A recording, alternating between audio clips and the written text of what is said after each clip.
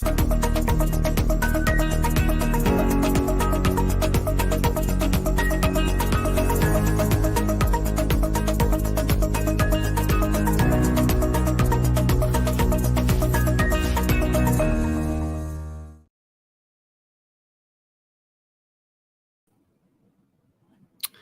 right. How's it going, everybody? Brandon McCaskill here with Momentum Monday. Welcome to Momentum Canada. This is our channel here where Brooke and myself, we try to give you the latest and the greatest and everything in between. So if you're not subscribed, I encourage you to go ahead and do that. We get up to a lot of different topics on this channel, ranging from local politics to federal and even international. We like talking about everything. In fact, today we're going to be talking a little bit about what's going down in the States with Mr. President Biden. Oh, mine. So yeah, that's what we got on the agenda today. We're going to be talking about Justin Trudeau, President Biden, and Freedom Convoy 2.0, and in no particular order. Actually, I wanted to talk probably about the Freedom Convoy 2.0 and the World Unity Convoy first. Yeah, so those are the things we're talking about. But let me get this out of the way. This is our sponsor for today. I got to just make sure I mention them. This is Immune Boost. So so are you feeling run down and constantly getting sick? Are you struggling to bounce back post-pandemic as quickly as you used to? If so, you may be experiencing a depleted immune system. Fortunately, there is a solution. It's called Ancient Immunizone with adaptogen from the JVJ DNA company. JVJDNA.com's founder has developed a new immune-boosting supplement specifically designed to support and strengthen your immune system, helping you to feel your best and stay healthy. His supplement contains a unique herbal formula called adaptogen. Adaptogen has been shown to support optimal immune function. With regular use, you can expect to see an improvement in your overall health and well-being and shake off the post-pandemic blues. So why wait? Start supporting your immune system today and take control of your health. Try the JVJ DNA Ancient Immunizone with adaptogen and see the difference for yourself. And don't forget, you can use promo code FIT24 and save yourself 10%. That's FIT24 for 10% off on any order at the jvjdna.com web store. Right on. So let me get that graphic out of the way and we'll get right into today's show. Yeah, make sure you say hi in the comments. See, Cassidy is here already. She says, yellow, how you doing? Hope you guys had a great weekend. I had a pretty busy weekend myself. I've been keeping you guys updated with my book that I have done. And I just sent myself a proof copy, and I'll be rolling that out, available for order probably for next Monday, because I just want to make sure everything's perfect. So that's something I'm looking forward to sharing with you guys. But yeah, so let's dive into this. Yeah, sorry, I just had something pop on my screen. I have my phone linked to my computer and its phone call was coming in, so a bit distracting. Let's talk about the Freedom Convoy 2.0, or what's kind of been confused and merged into World Unity Convoy. So here's my overall thoughts, and this is this is before that I had really dove into what was really going on with there's a bunch of drama going on currently with the organizers and just different people. When I first heard that there was going to be a 2.0 version of the convoy, my initial reaction was kind of like, you know how when you have a favorite movie, you just one of those movies that you watch over and over again just because you love it so much, and you just hope to God that they don't try to ruin it with a sequel. That was the overall reaction I had, when just my immediate thought when I heard Convoy 2.0. And I mean, I'm open-minded. I'm definitely not. My mind could be changed, but that was just my overall thinking. And I just, and it's January, so I was kind of recalling back to last January when the convoy was starting up, and just everything surrounding it. just where people's minds and hearts were at, people's emotions. And what I remember, and I don't know if any of you guys can relate, and I have trouble, well, I don't, but I have trouble describing what it is I'm trying to say when I'm talking about the experience that a lot of people experienced in Ottawa. And it's this overwhelming feeling of joy, of this, it's almost like a, it sounds cheesy, but like a calling. Like, because I had friends, I had family, I had, people in my circle, and I've heard this all across the country. Doing what I do on YouTube, I get to hear a lot of stories, and it's very consistent. A lot of people were saying, I can't describe it. This is what they were saying last year. I can't describe it, but I'm supposed to go to Ottawa. I don't know why. I just know I have to be there. And for me, my calling, I never actually went to Ottawa, but for me, it was similar with starting this channel, because I felt in my heart and everything about me, I just knew there was going to be a need for commentary, because I knew the mainstream media was twisting it. And I was like appalled seeing how they were taking this very peace-filled and love-filled thing and turning it on its head. So I put it on myself. Like I scratched my work schedule. I work from home, and I scratched my work schedule. Just like, I'm going to do my best to bring the truth to the people. So that said, I didn't feel any of that. Now, I don't like to go based on feelings, but that was my initial reaction. Like something felt off. It didn't feel, I didn't feel that calling, or whatever you want to call it. And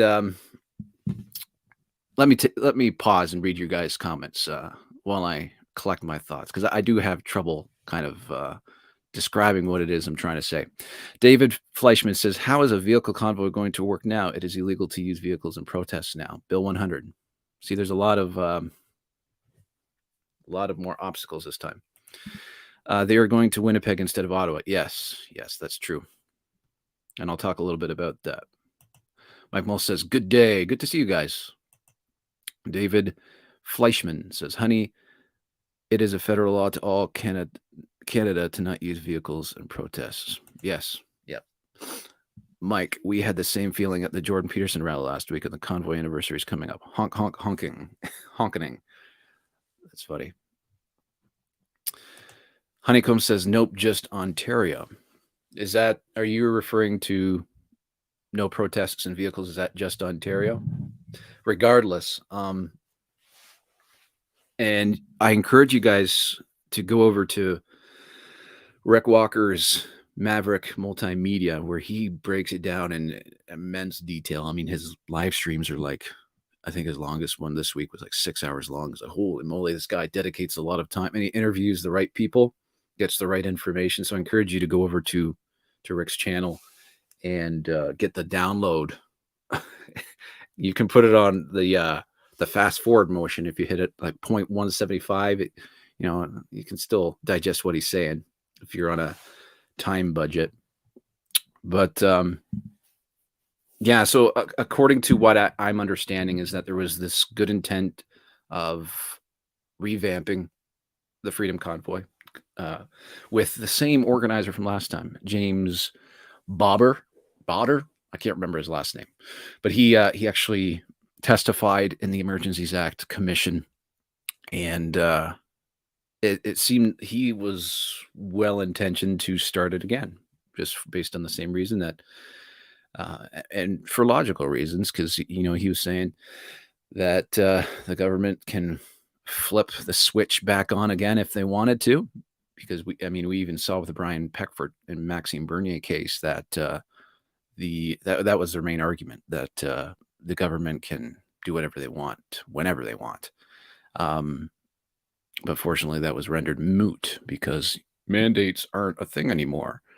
So he has a point there that they do.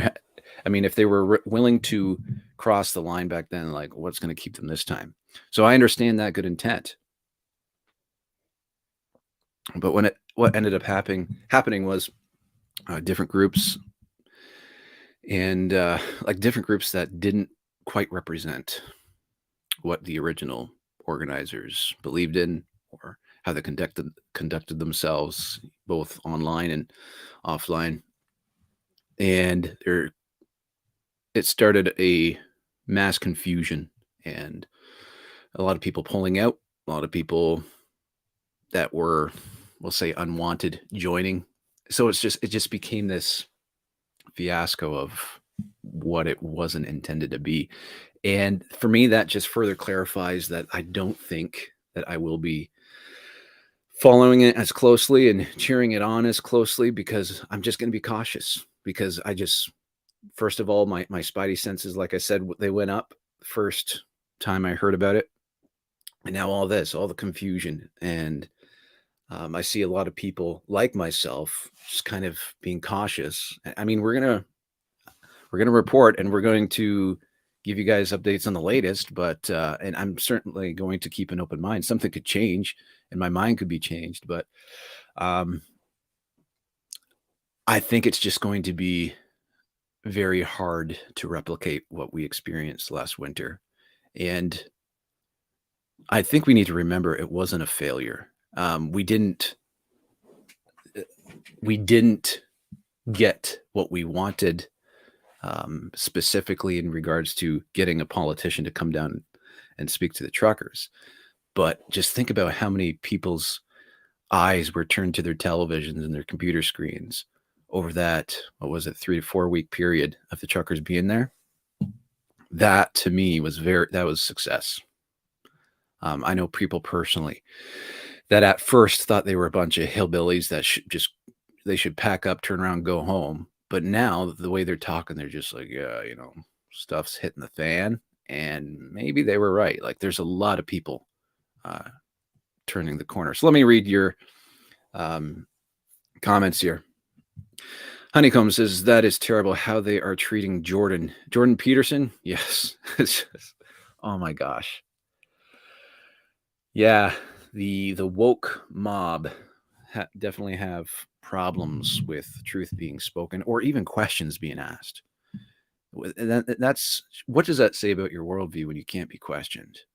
That sounds like a dark and lonely place to be. I mean, if I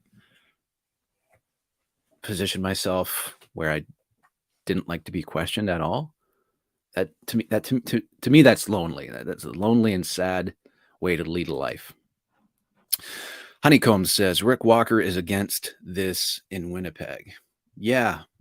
Now, I didn't watch all of Rick Walker. Like I said, I recommend you do that if you're really curious and you want more information on that. But that's what my overall feeling is. Like, we should just step back, because if we do care about our reputation right now, I think it'd be wise to start being cautious. I mean, if you are going, obviously follow the law. Don't be a part of anything that's going to be painting us in a bad light. But because I definitely do support people's right to protest, I do. But yeah, that's my stance. John, I started following you last year. It's been a long road and still feels like we only have gone inches. Yeah. In regards to in matter of law and how the country's progress. I mean, I could sit here and probably talk about a lot of victories. I mean, even the overflowing of pressure that the Ottawa police felt. Like, there was a lot of good things that happened. Like, Peter Slowly, the police chief, got pressured and stepped down, and we saw Aaron O'Toole get foisted from leader of the opposition. And I mean, I think we could sit here, and they may not look like victories on paper, but I certainly see eyes open. I certainly see a lot more awareness to what's going on, a lot more people engaged, right? Now, in terms of the channel, and I'll mention this because I wouldn't say it bugs me, because I don't really care about subscriber count and all this, but I do watch analytics because I do care about what kind of content people tend to gravitate towards.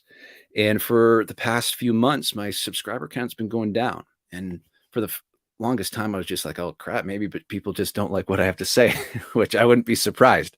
But I started to learn that almost every YouTuber is experiencing this. So I dug into it a little bit more. I found out that YouTube is constantly purging unused accounts. So if an account goes for so long without, without interaction, without watching videos or commenting and that type of stuff, they'll remove that from your subscriber list. And it's a way to keep your channels more quality and more target focus towards, maximizing the quality of your content and stuff like that. So it's geared to help us, but at the same time, it makes us look like people just don't like us. So that's not the case. I just wanted to bring that up because I've had people comment saying, why are you losing so many subscribers? And I got the answer. It seems like they purge accounts that don't get used. And for me, my understanding is that during the trucker convoy, there was a lot of people that wanted to engage that otherwise didn't engage. So I can imagine there was a lot of people that created accounts and just to be able to do what you guys are doing right now, jump into the comments. And then once that all died down, they stopped using their accounts. All right. So Honeycomb says, agree, Brandon. Right on. David Fleischman says, thanks for the update. Oh, to Honeycomb.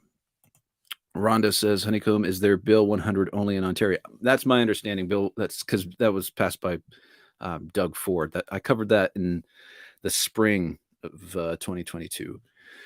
That was around the time that there was a freedom gathering. I don't know if it was a convoy, but there was a freedom gathering at Niagara Falls, and there was a plan to have the American side meet, and so that they could wave at each other and protest that way. So that bill was like passed in the middle of the night before that event. That's what I remember. Honeycomb says, YW, if this plays out like Rick has said, the investigation he has done and the proof he has, it's going to be terrible for Canada. Yeah, let's hope not. Let's hope not. I'm trying to stay on the positive. I'm aware of the negative. Just trying to keep our heads afloat here. Mike Mull says, I'm not being hard on anyone, but what's the difference between caution and fear? In regards to the Winnipeg protests, being cautionary and being afraid, is that what you're referring to? I would say caution is just not dying on that hill, not carving your opinion in stone, but kind of step back and being open-minded to, maybe this could be something wrong that goes down, as highlighted by Rick Walker. He seems to believe that there's infiltrators there trying to that have nefarious intentions. So that's what I mean by cautious. Don't be scared. But I think it's always wise to use caution. Wisdom. I like that. I see that in a future comment here. Plug for Greg Wycliffe's Controlled Opposition. Number 2 that came out on Thursday. Listen to Jeremy McKenzie. The let's be cautious approach is surrender. I'd have to know more about that, so maybe I'll listen to that. Yeah, because I don't know if I agree with that just based on what I've been saying. But like I've said, I'm happy to change my mind. Rhonda says, Mike Mull, I think caution would be move forward with wisdom. I think fear would hold one back from moving forward. Yeah, well, yeah, that's exactly what I mean. Wisdom. And I'm not saying people don't go. I'm just saying I've made the personal decision to withhold any, especially when I have influence on YouTube. I got to be careful with the things that I state as fact, as aligning myself with, because if things go down, that's not a good thing to tie you to. But yeah, wisdom. I'll be wise about it, and I'll rely on you guys to give me what do you call that?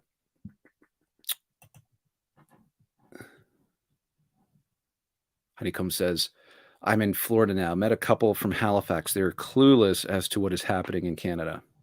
Yeah, a lot of people are still, aren't they? It's amazing. I gave them as or a list of independents to listen to, including you, Brandon. Awesome. Thank you. Appreciate that. So yeah, that's all I wanted to talk about. Just that I'm being cautious, and I'll have to see what Jeremy McKenzie says about being cautious. But put it this way, I haven't given up the fight. I'm just being a little bit more wise and careful with my words, and be more strategic. I don't think it's necessary to go out and scream at people and show your ugly side when you have a better way of convincing people. That's why I think the first convoy was so successful, because it was peaceful, because people experienced what they did. So let's pivot here.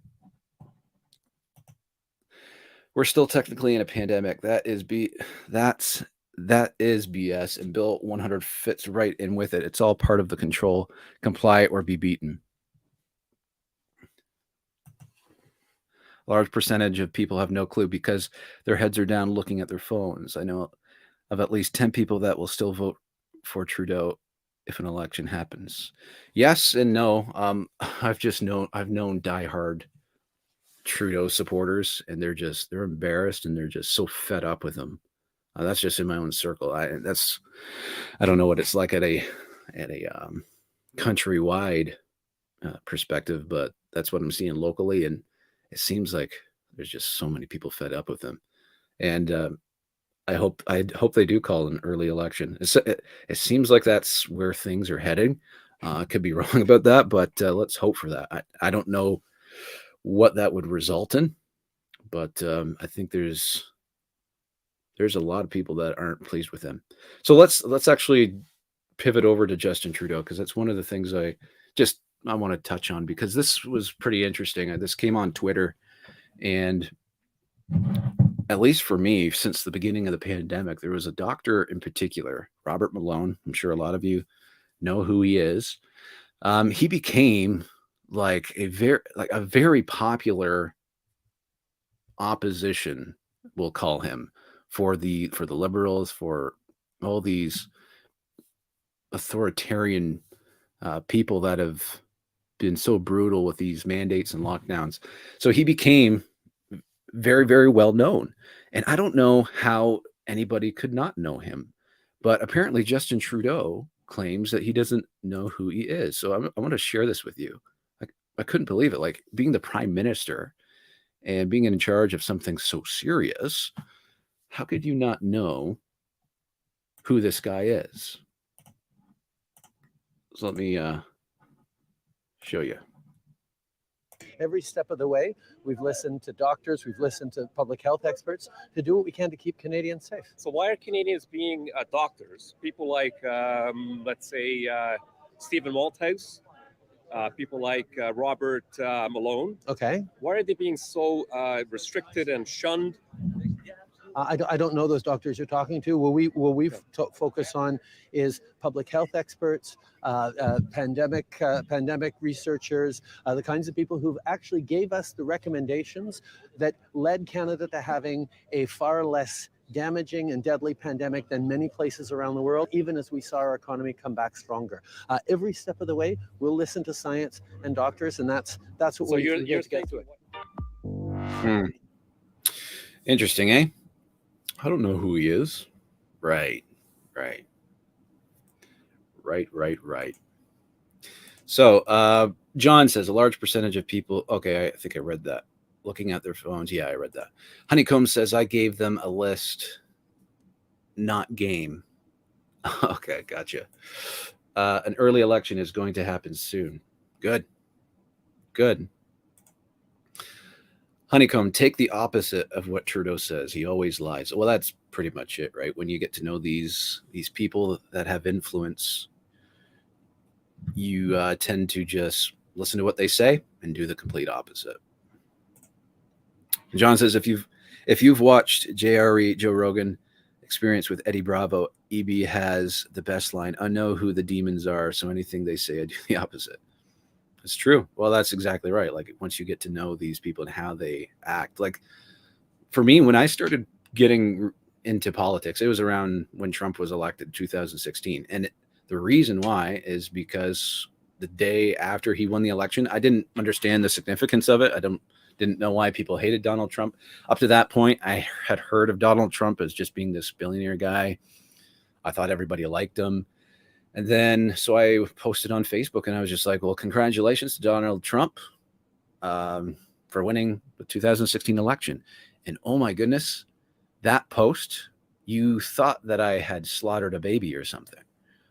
People just writing me up and down of how disgusting that was to congratulate him and to paint him in any sort of positive light. All I said was congratulations. So that piqued my interest. I was like, why are these people so angry?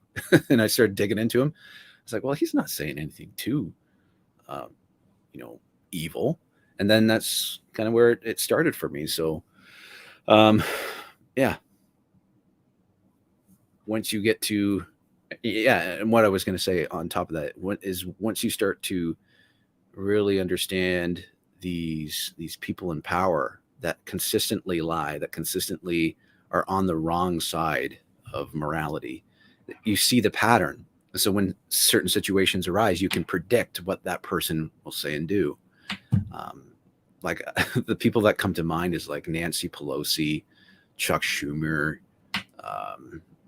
just all those high-end establishment people that you just know how they're going to react to certain situations. Trudeau's words, attack politics and divisive politics work, but then it becomes incredibly hard to govern for all citizens. So listen to what Doug Ford says, don't protest and do the opposite. Yeah, for me, that's not what I'm afraid of. Because even locally, when that first came out, because I was hosting protests at our local city hall, so that was a weekend. I was doing it Saturdays. And I think it was that same Saturday that Niagara was planning to protest with the United States. And so he must have rolled that bill through on Friday night, because I showed up Saturday and I was like, it was me and 3 other people, where it used to be like 40 people. So it did scare a lot of people away, because it did give police more powers to stop protests. And if you actually read the language, if I'm remembering correctly, it was, if police felt, it was allowing them to make a judgment call. If the police felt like you were impeding traffic or stopping the day-to-day life of average citizens, that they would be able to do that. To me, that's the nature of a protest, is to make things inconvenient, not to cause harm, and not to, I don't think we should block borders. And I've always said this, I don't think the truckers were responsible for blocking borders. They always kept emergency lanes open. That's something I've always brought up since day one, that it was the police that shut it down. That happened here in Sarnia locally with our farmers. There was 400 tractors that slow rolled down our highway and bottlenecked the border, but they left an emergency lane open. And I was up there with my camera walking in deep snow, trying to get footage of these things. And the OPP decided to close it down, regardless of the fact that there was emergency lanes open. So when they say the truckers blocked borders, they don't mention that these truckers had manners. They had good intentions of, if there was an emergency, let someone come through. But they were there to make a statement, and I think that's what they did a good job of. JRK says, Justin's words continued. Once you start churning up anger, it just feeds on itself, and you're not continually throwing fresh raw meat at it. It will get away from you entirely. Yeah. The unknown woman channel. The devil has to tell you what he's doing, but he doesn't have to tell you that he's told you. Fancy. I like that. Mark LaForest says, fake media are responsible for hate on Trump. Well, it's controlled media, right? Which is interesting. That's part of what we're going to be talking about in regards to Biden here shortly. Mike Mole says, the boomerang effect in the U.S. right now, what Trump has been accused of, Biden has now done. that seems to be how it is for everything. Rules for me and not for thee, that type of stuff.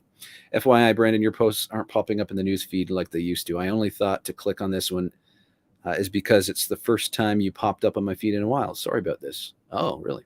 Yeah. Well, that's what I mean. I was covering this earlier, how YouTube purges accounts. So you might want to check it, make sure you're subscribed, because if you don't use your account very often, they remove you from certain platforms. Well, because you got to remember, they dish out. It's not very much, but I monetize. So every time you guys watch an ad or click on an ad, I make like a couple cents. So when they're giving out money, that when there's a dollar figure there, they really care about accounts being real, because right now they probably think you're a fake account. Okay, so what's next here? Mike Mole says, we protest every Sunday in Brampton and Mississauga. See you at Queen's Park on February 18th. Right on, February 18th. Sweet.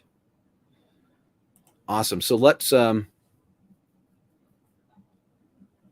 want to pivot here.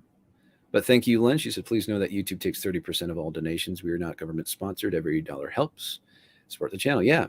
So if that's something you guys want to do, we definitely use it to pay for our StreamYard service, and the donations. Actually, Lynn B herself has donated.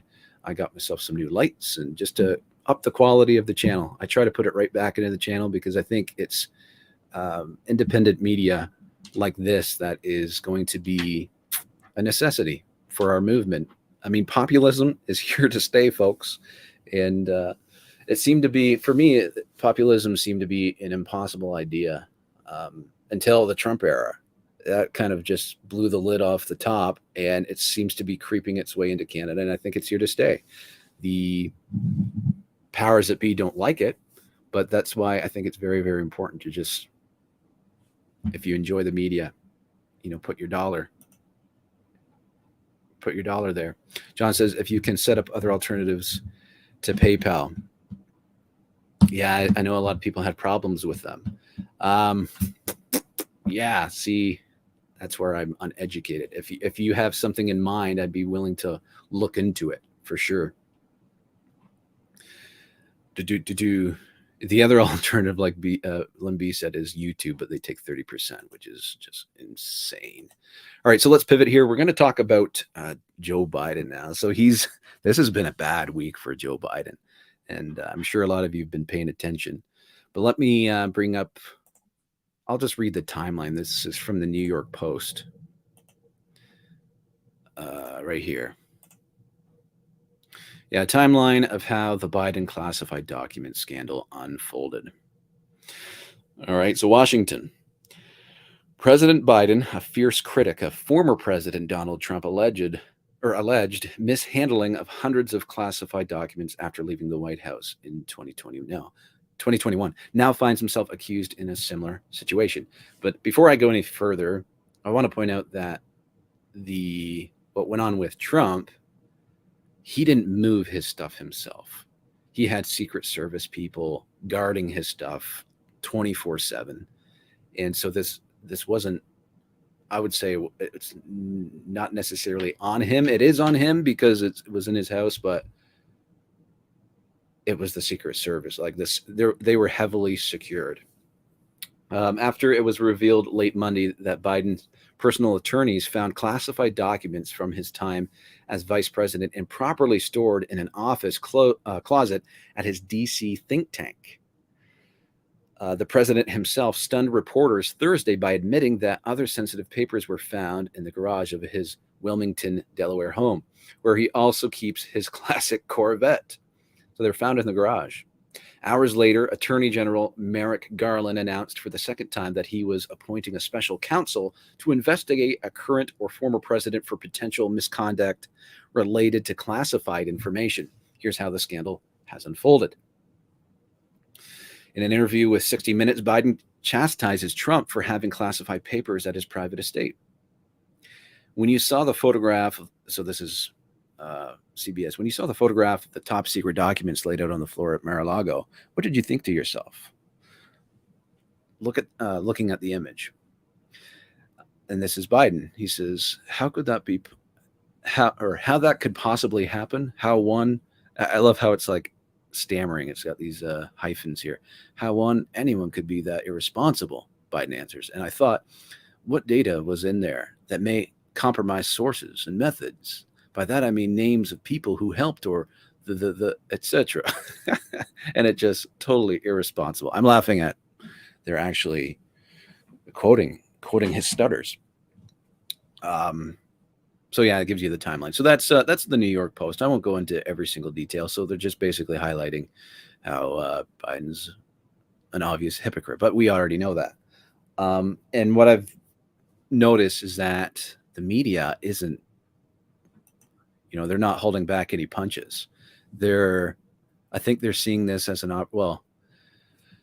I think the machine has gotten all the use they can out of Biden, and they're just turning on him. Because I don't see anybody, I'm sure there are people trying to pin this on Trump somehow, but there's a lot of mainstream left-leaning media that are being hard on him. So I think this is the turning point, and I think we're going to see a lot more, and this is just my opinion. I think there's going to be a lot more criticism thrown towards Biden from the media machine. So, and I think it's just because they've gotten all the use out of him, and it's becoming too hard to cover for him, because he's just, I really think, again, this is just my opinion, so YouTube doesn't delete me, that I think he's got dementia, or, early signs of it. Lynn B says, join the alternative is to click the $ below in the chat. Yes. Morning, Darcy. So nice to finally get a stream. YouTube censors this content for me. Yeah, that's not good. That's not good.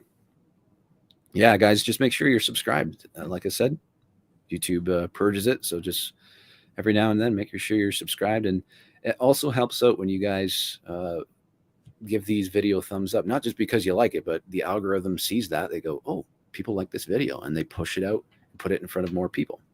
So that's always helpful. PDS says, I'm at work, but I'm listening. Awesome. Awesome. Multitasker. Len B. Truck Castro Jr. The difference is that as President Trump had authority to possess the documents, but Vice President Biden did not. Yeah, that's exactly right. Because presidents can declassify classified documents. Exactly. Right on. Foreigner says, I've heard alternative to PayPal is Subscribestar. Interesting. I've never heard of them. Never heard of them, but I can certainly look into that. I've heard alternative. Okay. I thought I changed this comment, but I didn't. Never heard of that one. Awesome. You just responded to her. How do you say that word? Trudenomadish pressure. No dementia there. Oh, I've seen the compilation videos, guys, of the things that come from his mouth that, just imagine if it came from Trump, like the media would explode. We're living in, I don't know where we are. We're just in a world of hypocrisy and double standards. Press for Truth uses Subscribestar. Lynn B. Right on. Right on. Thank you, guys. So yeah, let me just, I'm going to add this to the pile against Biden. This is, actually, I'll share this first. So yeah, 5 more classified, this is from Brett Bart. 5 more classified documents unearthed at Joe Biden's Delaware residence. Excuse me. 5 more classified documents were unearthed Thursday at President Joe Biden's Delaware residence by his legal team, bringing the total amount of mishandled materials to about 25. Excuse me. The additional pages were found in just hours after the White House revealed Thursday that one document had been found in a storage area near the garage of Biden's Wilmington home, the New York Times reported Saturday. Ooh, and I was just watching a interview on Fox, I believe, with John Ratcliffe. He's the former head of intelligence that was heading during the Trump administration. And he was just like, comparing Trump's situation and Biden's, he said, I wouldn't want to be trying to defend the the Bidens in this case. He said there's just so much to unravel. And part of that, let me show you. I got to share another article.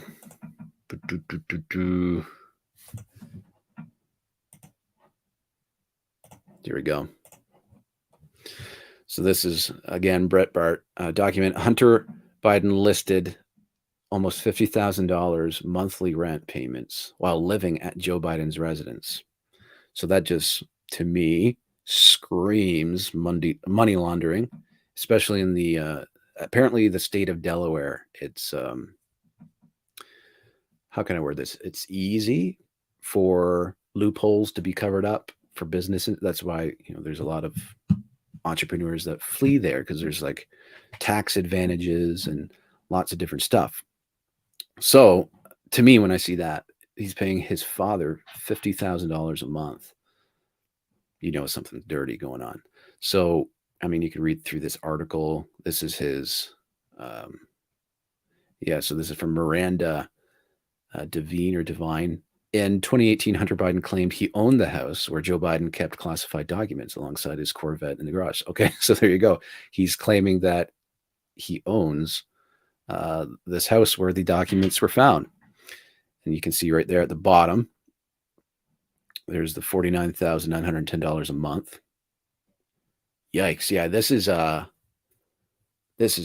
beehive. If they investigate this properly. Wow.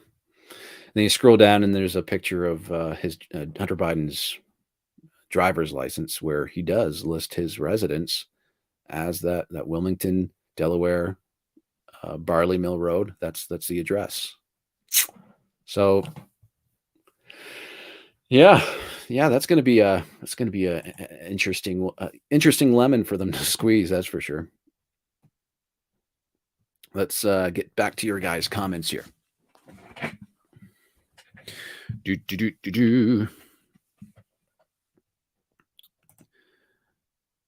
All right, we read that one. Press for Truth uses subscribes. Awesome. May I say, I enjoy your channel and commentary, but the Serious for Sarnia guy instantly puts me to sleep.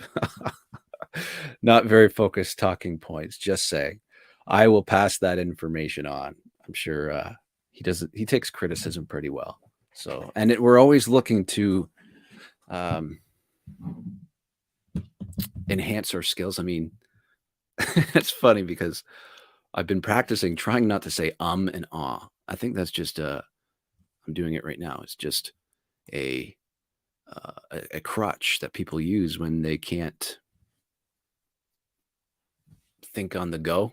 That's certain. Maybe I'm just old in my age. I'm only 32, but sometimes I just need a little pause between what I'm saying to think about what I want to say. So past couple of weeks, I've been practicing, and if you guys catch me, saying or ah, let me know, because I'm trying not to say it anymore. So all that to say, we're trying to get better, and I'll pass that on to Brooke. To me, that's funny though. Here you go, Brandon. Subscribe star. Thank you. I'm going to check that out. 4 times now they called classified documents. Yikes. 4 times. And imagine just how many more times you're going to keep finding stuff. Seems like this is a what do you call that? A stash house for the Biden crime ring. Mark, because MSM is covering the story of the documents, it leads me to believe that this is an attempt to remove him from office. His usefulness as their puppet has come to a close. The libs want him out. Yeah, exactly. Exactly what I'm saying. And I think it's just they're going to up that. They're going to elevate the damning stuff about him. I think they're going to start blaming it on dementia. I really do. Because it's becoming so undeniable. Everybody's just so aware of how out of touch and off script Biden really is. So Mark LaForce says, at the same time here in Canada, Freeland invest $2 billion of our money in a fake company, but it was an emergency for climate change again and again, still in office. Yes. Well, Deputy Prime Minister isn't elected, is she? I don't think she is. She's appointed. So we got to get that clown out of the Prime Minister's seat. Who do you guys think? Let's get a little wager here. If Pierre Poilievre gets in, which I think he's going to, regardless of where we fall politically, that's my guess. Who do you think is going to be his deputy prime minister? I'm interested to know your guys' thoughts. Apparently, Joe Tato didn't claim $600,000 on his taxes for rental income either. Oh my goodness! So I don't like saying I'm excited to see how this will unfold, because more times than not everything gets exposed. Not everything gets accounted for, because the right people are in the right positions of power again and again. Mark LaForest, I believe she wanted that money to take with her to Davos for the WEF. I won't swear to it, but that's my understanding from what I've seen so far. Given that the documents are all concerning China and Ukraine, where Hunter was employed, it's also possible that Hunter stole and stashed them during his many visits to the White House. Lots to unravel there, folks. Well, I'm going to cut this. Usually I go about an hour, but I have an appointment at 1:15 that I have to get ready for. So I thank you guys for joining me today. I'm just going to finish off just with what I briefly started talking about at the beginning. I'm just trying to keep you guys updated with my new book. Let me get rid of this comment so you can see it. It's a prayer for Walton Bay. And I was hoping to have it out available for order last Monday, but I printed myself a proof copy and I found a bunch of grammar, like missing commas, missing periods, some sentences off. So I went back with a pencil and made sure everything's good. So it's going to be available for order Monday. And if that changes, I'll let you guys know. But not today, but next Monday, you can order this. And I wrote this book. I started writing this at the beginning of the pandemic because I was just seeing how much government was overreaching, and there was just so much division and frustration going on with how the government was handling things.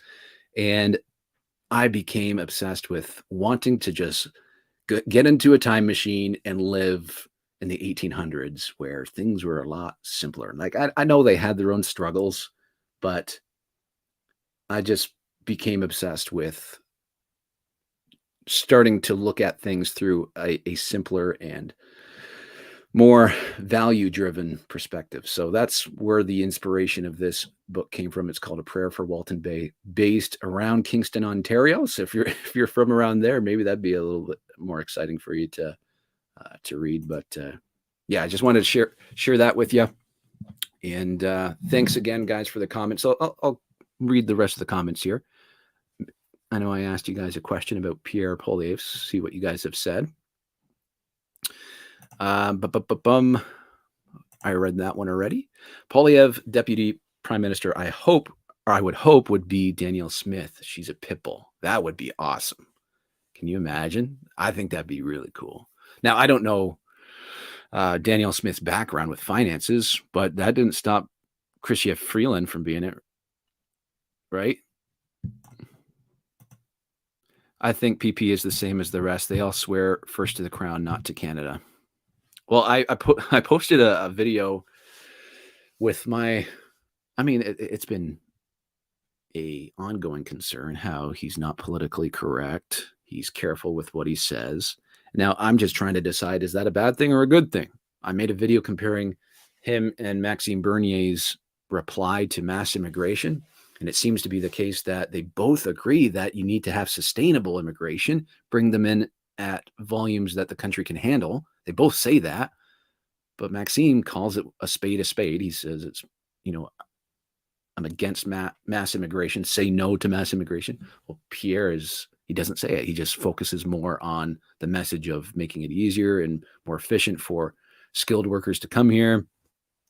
So is he just being strategic, or is he just scared of his donors, scared of the bad rep he would get for saying and admitting that it's mass immigration? I think mass immigration has this dirty tinge to it. It's like you're a racist if you utter the words mass immigration. Turd Ferguson says appointing a deputy PM is not a mandatory. Interesting. Well, I would hope that Pierre is smart with numbers himself, but he would have a lot more on his plate. So if he found someone he trusted to take that weight off his shoulders, I think would be a good thing. But man, I really want to like the guy, but I do have questions that I just wish we had better answers for. And if he is caught up in this WEF nonsense, I want him to be more direct about calling it out and being truthful, but being transparent about it. To me, I saw that comment earlier saying that he's got nothing to lose doing it. I think we could have a whole live stream about what he could lose if he does that, because the reality is, like, these people that get politicians elected, they care about certain things, and if you're not falling in line with that, they won't get you a seat. So does he know this, and he's holding back from offending these people that could put him in? That's not right. Now, that's the nature of politics. It's slimy and greasy, but what's the answer here? I'm not going to bash either party. I love the platform of the PPC. I think their message is awesome. It's pure. It's a little blunt at times, but I think it's good. But I'm certainly going to be keeping my eyes peeled. They do indeed, says Len B. Have you seen the clip of WEF Clausewitz saying that they infiltrated Canada with the young Justin Trudeau? Yeah. Yep.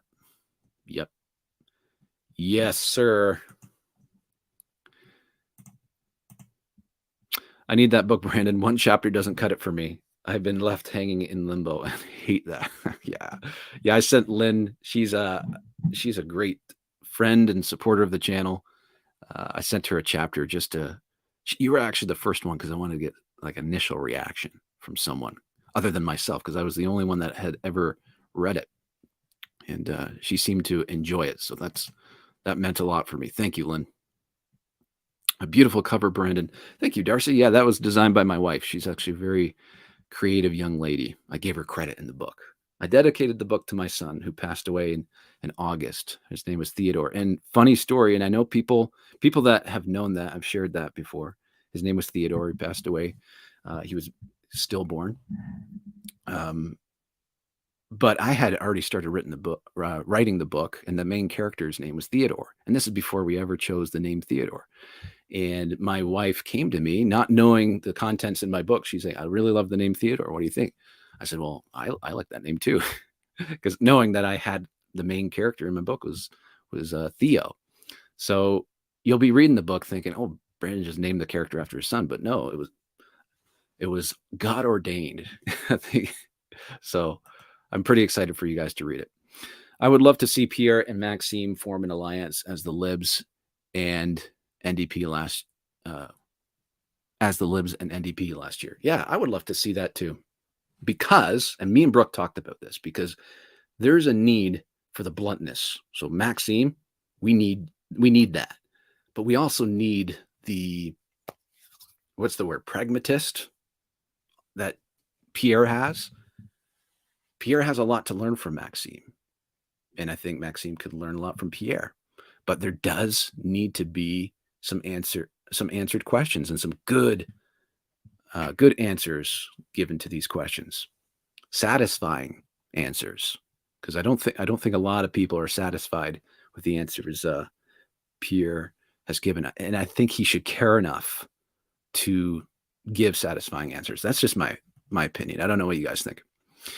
So I need to quicken this up because I do have to get going. Smith would have to run an election to become an MP before she could become a deputy prime minister. Oh, okay. I don't know the process. So that if that's true, news to me. And BC hiring other medical professionals rather than bringing back the unvaxxed. Yeah, that's a big no in my books. You don't do that. Isn't that ridiculous? Yes. It's not the WF that needs to be called out and denounced. It's the UN. That's true. I've been here. That's a whole other stream. Maybe that'll be next week's. I don't know. Darcy, okay, you guys are chatting to one another. Speaks volume, Lynn. Awesome. It does. Awesome. Canada has always had tag team politics, kind of like a uniparty. That's true.